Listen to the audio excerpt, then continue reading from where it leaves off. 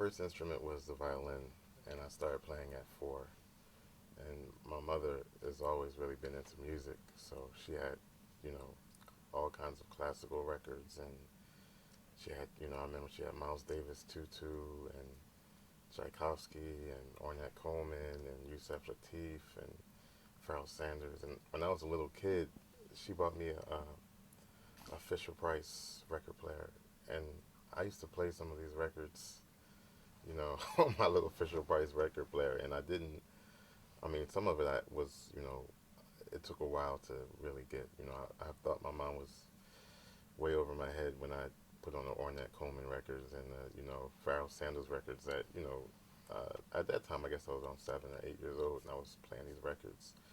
But I started playing violin and then I switched to piano at 6 and I took piano lessons for a while. 8 years old, I wanted to play saxophone, but there were no saxophones available, so I was told to play clarinet.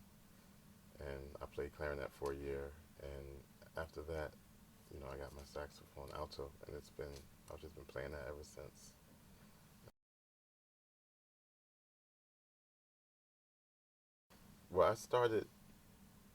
Well, I mean, I took private lessons, I think, when I started playing piano at 6. And when I was 8, I started, I took classical clarinet, and I took a year of classical saxophone before I started playing jazz. I think I was around maybe 9 or 10 years old when I started playing jazz. And at the time, the jazz group I joined was run by a man named Lovett Hines in Philadelphia, and he's responsible for When I joined the band, Christian McBride was just leaving, so I got to play with him a little bit when I was little.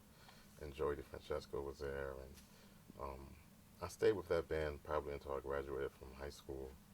And Jonathan Blake was there, and there's an R&B singer named Bilal that was there too. So we were really good friends. And I have a friend Daoud Abukara.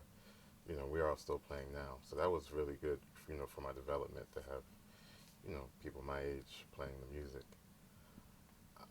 From high school, I went to Berklee College of Music, and I was a dual major of performance and music education.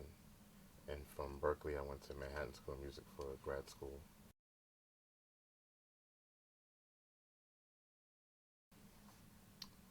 I think the most important one is my mom. And she's not a musician, but I just think just my whole approach to music and just life, you know, it, you know, it wouldn't exist without my mom. And she made me just think about my decisions, the environment, the people that I surround myself with, you know, and she was just a very loving, very humble person. And, you know, I think that's the way you have to be in music, especially if you want to grow, if you want to develop, and you want to be sincere in music. So that's, to have someone like that was perfect. Also, I had Lovett Hines from Philadelphia, who was great. He was very supportive and encouraging. The people that I would say, I'm not even thinking so much about what they taught me musically, but how encouraging they were and how supportive they were, how much love there was, because that's what really, really kept me going and kept me motivated in the music. Beloved Hines, I had a teacher named Rayburn Wright that taught me a lot as far as saxophone goes and technique and learning, my scales. And Andy McGee at Berklee College of Music was a great teacher. Uh, Billy Pierce at Berklee. Roy Haynes. Roy Haynes is, I learned everything from the business to I'm still trying to learn how to dress from him. um, I learned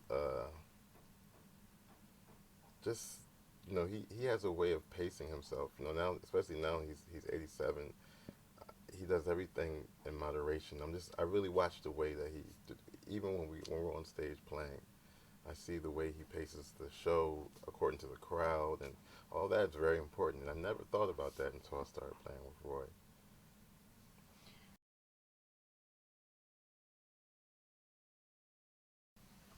I don't really remember.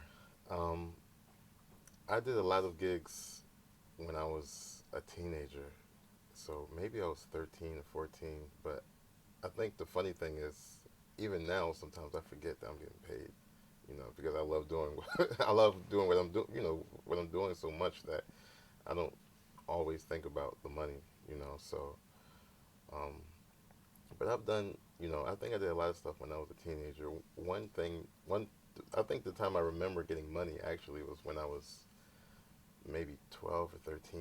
I met Byron Lancaster, who was a great saxophonist from Philadelphia, and he was he would come in and out, of town, everyone, a lot. So I didn't see him too much, but he would come in town and sometimes, well, I guess a couple of times he said, "Man, I want to take you downtown and play." And I had no idea what he was talking about, but I was a little kid and I took my horn and went out, and he stops in the middle of the street and takes his horn out, and I'm like, "What are you doing?"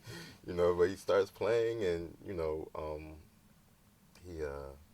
he told me to get my horn out, and I was petrified. I'm like, how am I going to play out on the street like this? And I did it, and I think that helped me build confidence. And I actually did it a few more times after that when I wanted to get you know some CDs or to listen to some music. Actually, my mom used to take me out every Saturday. My mom used to take me to Tower Records and buy me a new CD.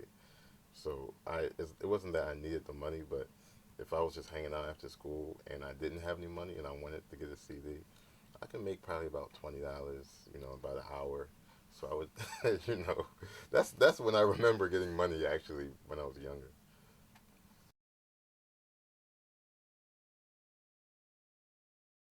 I teach at New School now. I teach private lessons. I taught with Terrell for a while at Temple, but I teach at New School, and I mean we touch on everything from transcribing to classical etudes, repertoire, learning jazz standards, motivic development, learning how to develop your solos and saxophone stuff, sound, technique.